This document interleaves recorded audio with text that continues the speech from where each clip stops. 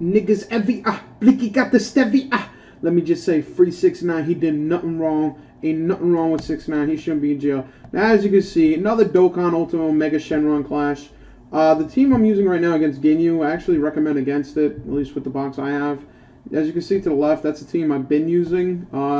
Ginyu is really easy. You just bring whatever fucking fight team that, honestly, you don't really even need dupes. Just have SA10 units and a couple good cars. I think you should be able to beat them. Beat them really easy with that team on the left. Obviously, this team, it's even better, so it's going to beat them even easier. But the reason why I recommend against it is because this event does have 2 int bosses. The last, very, very last boss is an int boss. And it is possible to lose. Believe it or not, you can lose in this game. And it's always good to have a plan B. Have maybe 2 teams per stage when you get later on. That way, if you end up taking an L, you can bounce back. You know what I mean? Like fucking Big Sean. But for me, the most important thing was the Phi team as well as the AGL teams. Because this clash really fucked me up. Because I had a shit AGL team. Dog shit. Not a terrible AGL team, but a god-awful 2 teams. If you were to split my AGL units into 2 teams, that's it. It's fucking over. Ended up farming up Birder to 100%. Farming up Android 17 to 100% from the GT event. High chance to dodge. Really came in handy. As you'll see later in this video, I got really, really lucky. And Turles actually went grade ape, which I wasn't banking on. I wasn't expecting that. So after that happened, I was like, all right, fuck it, I pretty much can't lose. And I have played the stage multiple times, and I did not have him go grade ape, and I was able to beat it. So the fact that he actually did go grade ape this first time I was fighting, I was like, oh, Jesus, that's fucking amazing. That's great, because I kept taking L's, I kept losing, because I did not have the best AGL team, and you cannot do... It's really hard to do Broly without an AGL team, and it's really hard to do Goku Black without an AGL team. I don't know what fucking Omega team you could use, maybe, to possibly take 2 or 3 bars if you really needed to. I personally don't know. Me personally, for Broly, in the past, I have lost using the team I use because it is a lesser AGL team. It's not as good as the one I use against Black. So I have been able to, you know, whittle them down to, you know, say 3 or 2 bars and then go in and beat them with a shit AGL team or a shit STR team, or a really good STR team, actually. Basically, the idea being, you know, at least survive a round to do some damage. But other than that, this fucking clash was pretty good. I'm happy that I was able to actually beat it, because it was looking like I was not going to be able to beat it at the beginning of this. But as you can see here, this team I used against Ginyu was so unnecessary. Like, the whole idea of Dokkan Clash is like, you have to bring the right units for the right fight, and I brought like everybody good to this fight. Which really isn't necessary, and I should have just fucking saved him. I didn't need him in the end, but if I did need him, I'd be up the fucking creek without a paddle. And as you can see here, this is that super nice, beautiful, bountiful Extreme Int team. This is a really good team. Actually ended up Dokkaning that Hellfighter 17, and he's SA10, by the way, because the Int, or the AGL Hellfighter 17, right now in the GT event, you can farm that Hellfighter up to SA10. That is what I did. Rest in peace, my Gregory medals. Holy shit, do I need medals? But it was worth it. He's a really good unit on Extreme Int. At least for me. I don't really have a ridiculously good Extreme Int roster. Although, as you look at this, not too bad. I do have Zamasu and I do have the GT Frieza, but I didn't bring them on this team purposely because I want to save them for the Tech Vegeta fight. They're both very good tanks, and I'd rather have them there than have them here. But that's pretty much it. That's pretty much the important parts, I'd say, of these teams. The whole point being that you bring your weaker units early on, bring your stronger units later, and that's pretty much all she wrote. I'm fucking happy as all hell. Today is Sunday. I had a very nice long Thanksgiving weekend. Worked from home this Wednesday. My company let us leave around 12 in the afternoon, so can you say I worked that day? I don't know. I was up. I was watching a meeting. So, it was something. And after that, I fucking hung out with my friends in the evening. The next day for Thanksgiving, I stayed home, relaxed, played some Red Dead Redemption 2, which is a great game. As you know, or may not know, Red Dead Redemption 1 was my favorite game ever. I put easily 1,000 hours into the multiplayer alone. Fucking love that game. And Red Dead Redemption 2 is looking pretty good, and I hope that the online is fun and cool, because, fuck it, I'm planning on taking off maybe a week, maybe even 2 weeks at the end of the year this year. I got some days to burn. And I'm planning on playing Red Dead Redemption 2 a lot of the online. And I'm also maybe planning to play Breath of the Wild. I did end up buying a Switch. I just could not resist anymore. It looks like Nintendo's really making a big push for the Switch because in the past, for the Nintendo 3DS, they did make Smash for 3DS. This time they did not. That's a really big L for the 3DS, in my opinion. But it is what it is. What are you going to do? I ended up buying a Switch for $250, which is not that bad. I got it on a Black Friday deal. I know right now, I think on Google Express they have a deal where you could get it for $240. So if you really want it, you can get it for $240 still. So all in all, it's been a pretty good break. I've been pretty happy. And honestly, there was a day or two where I ended up getting drained by my parents because they are divorced. They are both, like, in the realm. They're both, like, they don't want to talk to each other. They do want to talk to each other. They love each other. They hate each other. My dad came. He wanted to stay the weekend. My mom's like, I don't want him in the fucking house. Get this nigga out of here. Put this bum in the shower. So I ended up this past Friday pretty much spending the day with my dad and just going to a restaurant, eating some food, pretty much, just telling him, to, not come. My mom doesn't want to see him. And it's just, it's weird. I don't know. It's kind of weird, too, because my dad, like, in the past, sometimes he'd not come for, like, a couple months, and then you'd see him and be like, whatever, just always as a kid, I just wouldn't see him that much. But now that he cannot come, and he knows he cannot come, he really wants to come, so whatever, can't blame him. He's my dad. It is what it is. I mean, I definitely think this week has been good, at least in terms of just telling both to, shut the fuck up. Like, I told my mom, I'm like, listen, you don't like him, that's fine, don't talk to him. Don't talk to the fucking, his other wife, mistress, whatever the fuck you want to call it. And I told my dad the same thing. I was like, listen, you two hate each other, that's fine. Just fucking don't talk to each other. Eventually everything will be alright. It is what it is. And my dad, like, he's just in the realm, like, he's a good guy, I love him, he's great, but he's also, like, super duper foreign. And he's super duper, like, doesn't, like, understand certain, like, cultural norms in America, especially. Like, he's like, yeah, maybe in the summer you and, I have some siblings who are like, yeah, come through, maybe we'll have dinner together, him and his other wife. And I'm like, yeah, man, yeah, whatever, I'm not doing that. That's fucking nuts. Like, that's so fucking creepy. That's so weird. I don't want to. Honestly, I've probably been in denial, if I have to be honest. I just pretend like this shit never happened. Like, my dad's just, as usual, just not home. I really don't want to fucking meet his new whoever the fuck it is. I don't care. I don't give a shit. I just hope at the end of the day he's not getting schemed by her. Because, fucking hell, whatever. It is what it is. I really wish my parents weren't so fucking retarded, man. Like, I hate the fact that since I was 16, I've pretty much done my parents' finances. I've done anything they need. Like, they're dumb and dumber. Like, real motherfucking talk. Like, I have no clue how they're so, like, just fucking, they don't know what they're doing with their money. They don't know what they're doing with their lives. And it's fucking stressful. But it is what it is. I mean, I'm happy I have a good job. I got that promotion, so fuck it. I got money to burn. Who gives a shit? What's the point of money anyway? I mean, really, I've been poor most of my life, so what the fuck's the point of having a job now and money? Like, yeah, I have some expendable income, kind of, sort of. Yeah, there's a shit ton of bills, but at the end of the day, I mean, it's ended up being a positive at the end of the month as opposed to a negative, despite the fact Uncle fucking Sam taking so much money. Holy fucking shit. How the fuck is there a deficit when these niggas are taking goddamn fucking 40% of my check, nigga? Every fucking 2 weeks, I see negative $870. How the fuck you taking all that money from me, nigga? And you still crying? Fuck it. It is what it is. I look, you need to just find, like, you know how, like, they had, I Now Pronounce You Chuck and Larry, where the two dudes end up getting married just for, I think for tax reasons, or I don't know what the fuck it was. But I need to find some dude to be like, listen, bro, we gonna get married, we gonna get that marriage fucking discount, and then we're good. We'll just save that, and then, like, right before we actually get married, we'll just divorce. It is what it is. It's good.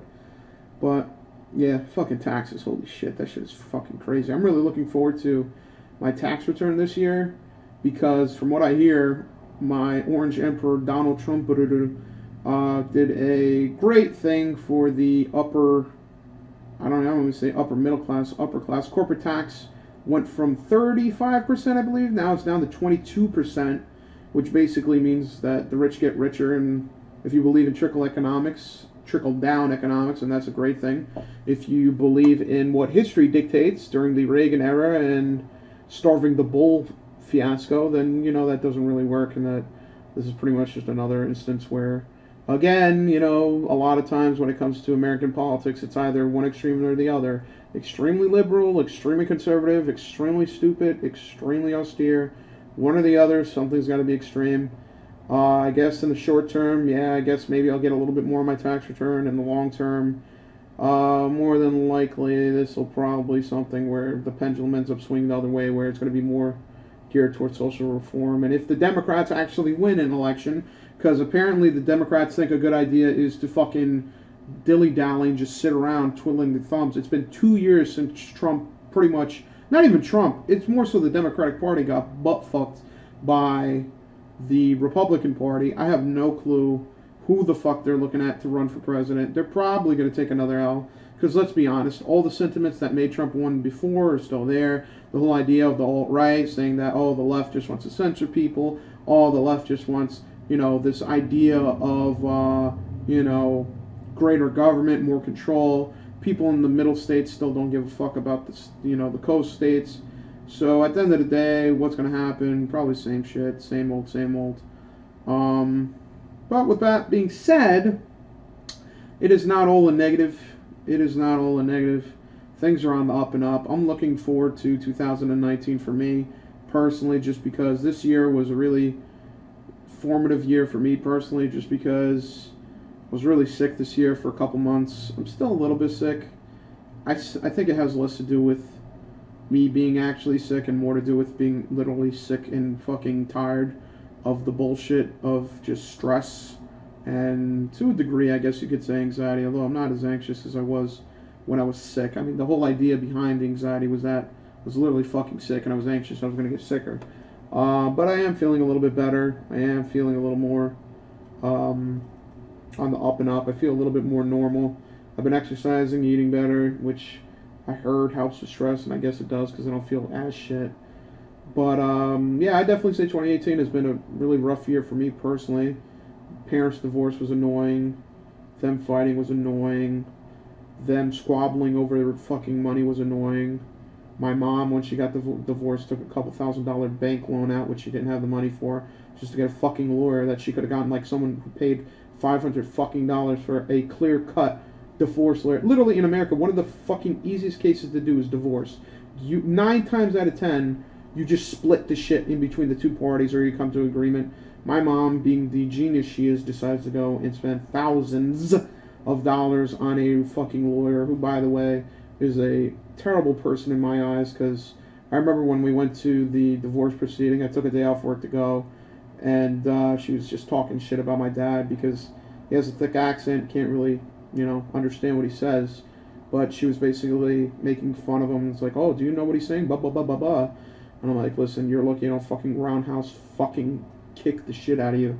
Because, you know, that's the thing. That's one of the great things about American society and kind of the whole notion of kind of ethnocentrism, you know, xenophobia, even racism.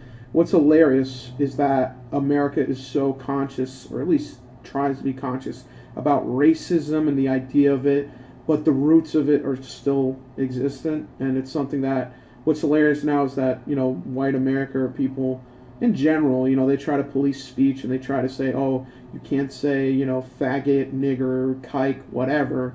And, you know, by not saying that, we've fucking cured racism. Racism no longer exists. That's great. And I feel like, you know, even for people who play around the idea of speech, yeah, it's better for more people to, you know, not curse and not say racial epithets.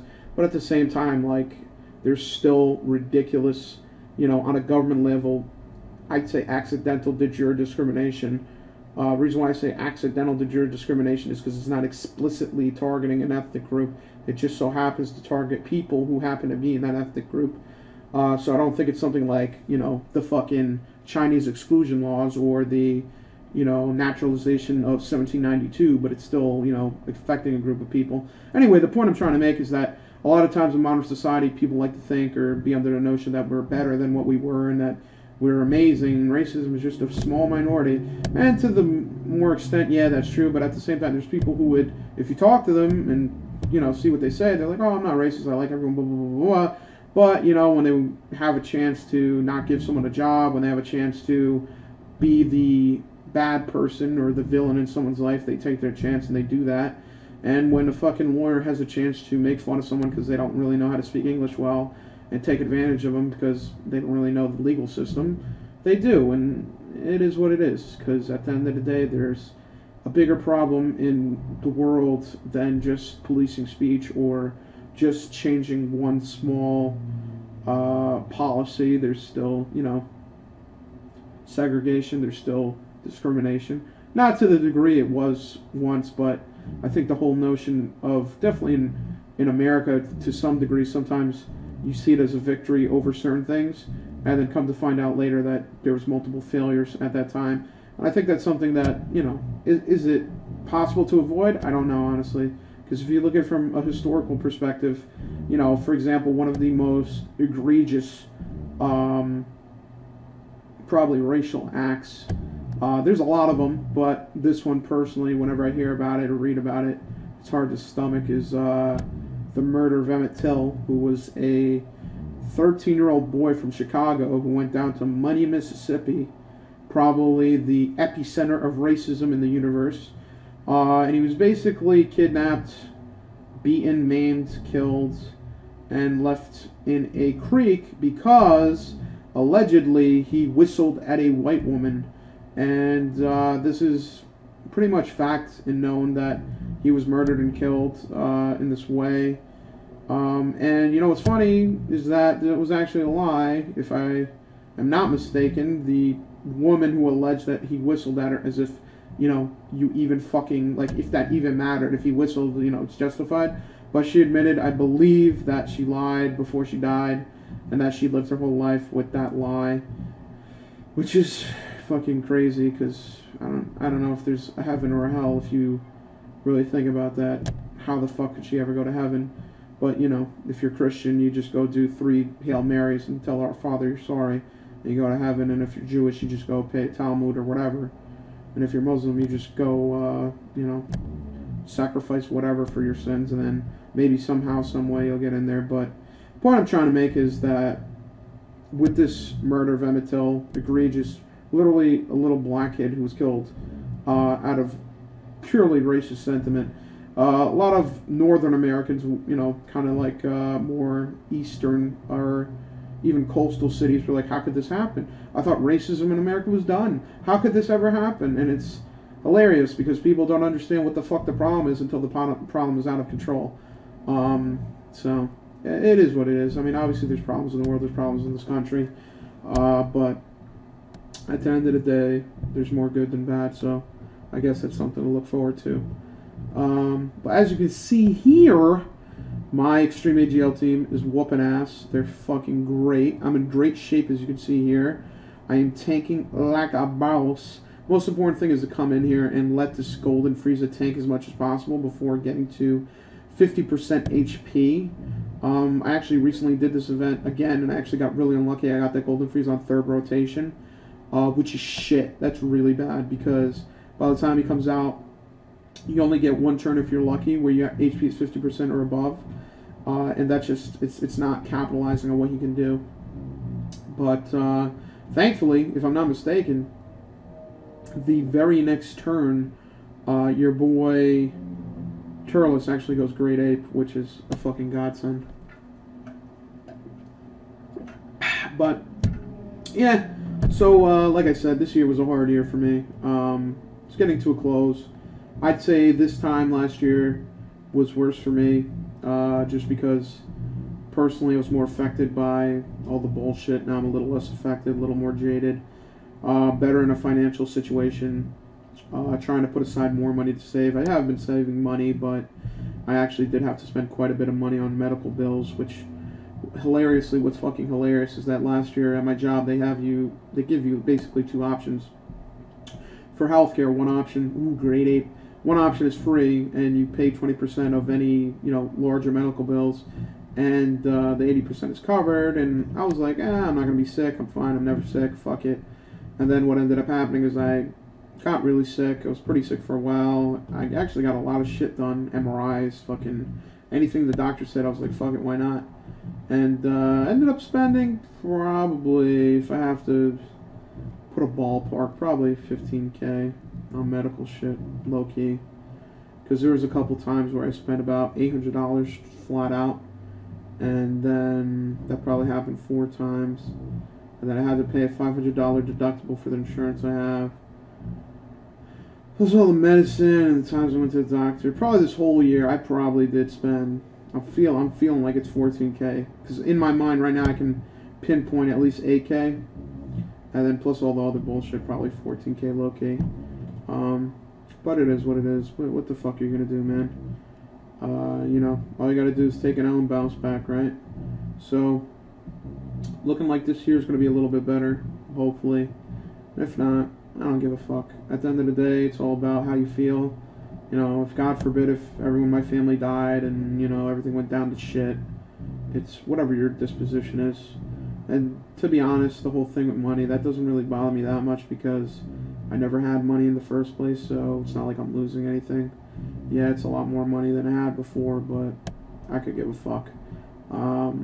But, hey, worst case scenario, if for some reason things go downhill, and, you know, say I have some money and all of a sudden I owe these bills and the government's coming after me and they're trying to take my money and I have nothing left, I'm going to take all the money I have saved up, say they're going to come collect it, they're going to take that shit, I'm going to put it all into Dragonstones. I'm going to just go, I'm going to buy, and I'm going to tell them, like, listen, you might be able to get that money from me, but I sent that money to Bandai Namco. Good fucking luck getting that money from Bandai, stupid.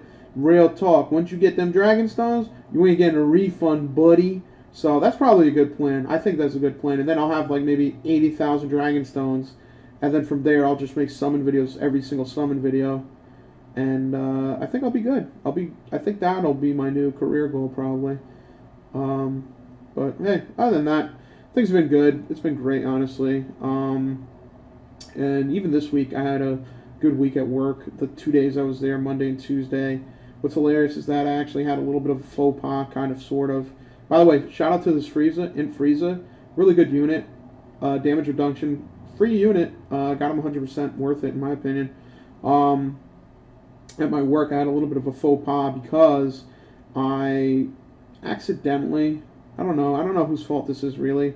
Realistically, it's probably half my fault and half my coworker's fault, because of the fact that we have a product that is in production right now for customers. And I had told him back in September that whenever you make this fix for the representation, the JSON representation of this object, I have to make that fix, because I haven't done that yet. So whenever you do that, I have to do that. And enough time passed, and the big faux pas I made is that I made the mistake of not making an email or ticket or reminding him, and just kind of figured, you know, eventually we do this. And what ended up happening is that it was more of a miscommunication. What ended up happening, he put out his product, it's in production, he changed the JSON representation. My product that's in production has not been updated and cannot handle that JSON representation. But thankfully, Monday, Tuesday, I made that change in my, not develop, I did it off a branch. So probably when I go Monday, try to get a code reviewed, finish up code review Tuesday, and then probably Tuesday we'll push that out and have it in production, which is good, because I think after this coming week, we're probably just going to have one sprint, 1-2 week work block where we actually get shit done, and then after that, that's it. Everybody's out on vacation for Christmas, and I'm probably going to do that too. I think I'm going to take, this is what my plan right now. I think I'm going to do Wednesday, Thursday, Friday, the week before Christmas, and then the week of Christmas just not show up, because Monday, Tuesday's Christmas, and then I'm going to just take the rest of the week off, and then I'll come back in fucking 2019, fresh, reinvigorated, and ready to fucking fuck shit up. And honestly, even at my job, they realize, like, people are just taking vacation and shit ain't going to get done. And, like, the dudes, like, literally, like, 2 weeks ago, like, I was ready to go. Like, I had shit ready. We're going to do this, that, and the third. And they're like, listen, Thanksgiving's coming. You know, this shit's coming. People are going to start taking holidays. People are going to be out of office. let's just take it slow. Let's try to finish up this small shit. The rest, January, maybe. And I'm like, fuck. These guys are like, fuck it. It's not. The thing is, it was November. I'm like, I was thinking now maybe that would start towards the end of November. I thought they'd be like, all right, listen, whatever we're not going to get done now, we're doing January. But fucking early November, people were taking off. People weren't there. And they're like, listen, this shit not getting done. And that's fine by me. Whatever the fuck they want. I don't give a shit. I mean, for this fix that I put out last week, I actually technically spent a little bit extra time on it outside of work, although I kind of didn't. And the reason why I say I kind of didn't is because Monday or Tuesday I came home. I spent 3 hours at home finishing it up and pushing it out to the branch, and then the next day at work I literally did nothing for the 3 hours. I literally just watched a meeting online, and then it was over, and then it was early dismissal, so I just did whatever I wanted. So it wasn't like I really spent a shit ton of time working on it. So I don't care. It's not anything that, even if I didn't do that, yeah, I'd get it done next week, but I'd rather get it done now and not care and just do whatever Monday, as opposed to go in Monday, rush, try to get shit out and get it figured out. And you know what I mean? It's basically peace of mind. That way, this whole week I could have just chilled and fucking relaxed, play Red Dead Redemption 2, play some Dokkan, and fucking just be a mindless retard.